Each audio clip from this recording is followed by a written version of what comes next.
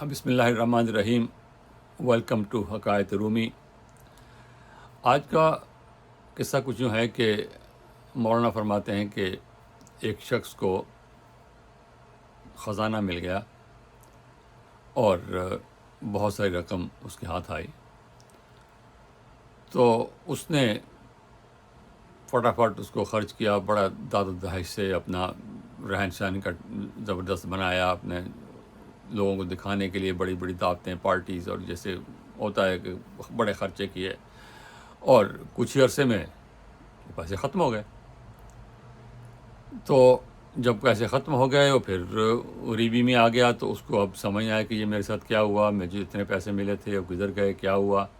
یہ اس کو سمجھ نہیں آ رہی تھی کہ یہ جو پیسے ملے تھے یہ اس کو میں نے سنبھال کے کیوں نہیں رکھا، کیوں میں نے ایسے فضول کیوں خرچ کیے۔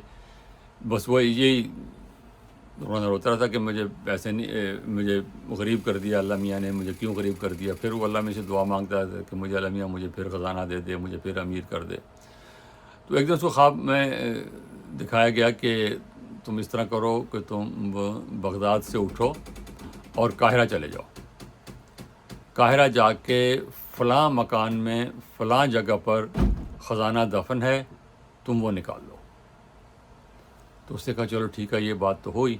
اور وہ بغداد سے نکلا، پیسے بھی کم تھے، لیکن بہرحال اس کو تھا کہ بھئی مجھے پہلے بھی ایسے ہی بیٹھے بٹھائے مل گیا تھا خزانہ، تو اب بھی یہ مجھے حکم ہوا تو مجھے ملے گا خزانہ۔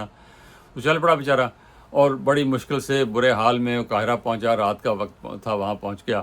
اور اب رات وہاں پہنچا تو بھوک سے اس کا برا حال تھا، کپڑے پھٹے ہوئے، اور سفر سے جیسی ہوتی ہے بری حالت وہ، اور پیسہ بھی پاس کوئی نہیں۔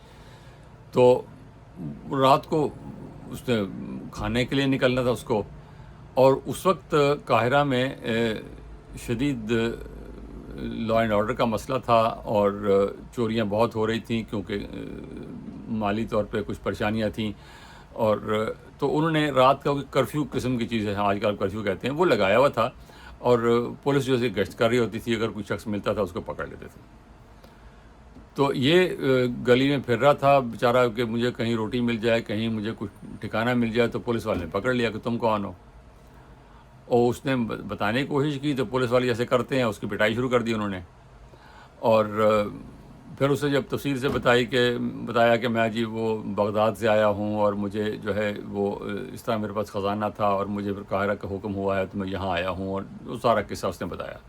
وہ اس کو جو پولیس کا چیف تھا، کوتوال کہتے ہیں جس کرتے تھے اس وقت، وہ اس کے پاس لے گئے کہ بھئی یہ بندہ جو ہے وہ یہ کوئی عجیب سا ایک پاگل تو نہیں ہے کیا، یہ کہہ رہا ہے۔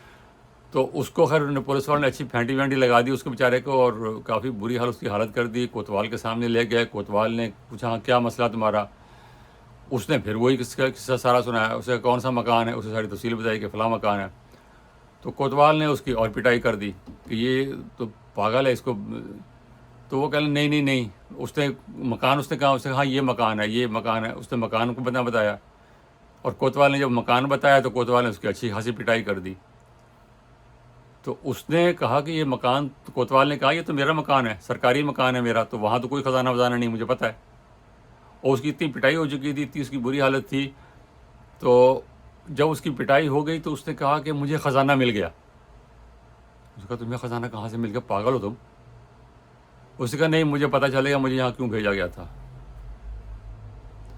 مجھے اسی لیے بھیجا گیا تھا کہ مجھے وہ جو خزانہ ملا تھا وہ میں نے ضائع کر دیا، یہاں مجھے اسی لیے بھیجا گیا تھا کہ میں اس حالت سے گزروں تو مجھے یہ اندازہ ہو کہ اس طرح کام نہیں ہوتے، اس طرح خزانے نہیں لٹائے جاتے، اور اس طرح لالچ کر کے اور ان توہمات کے پیچھے پھر کے کچھ نہیں ملتا۔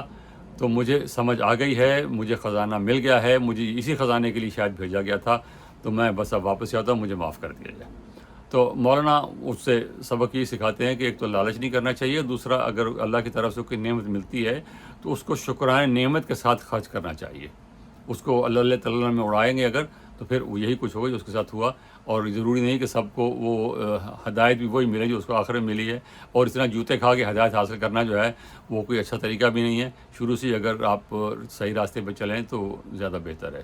بہت شکریہ، خدا حافظ۔